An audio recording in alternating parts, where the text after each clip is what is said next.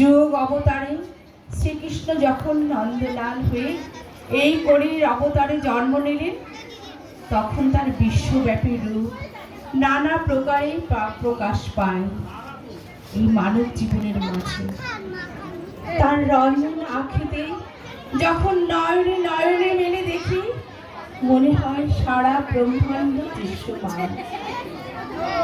ননি ক্ষীর সন্দেশ যখন তার সেবায় দেওয়া হয়, মনের কোণে চরম তৃপ্তিতে ভরে যায়।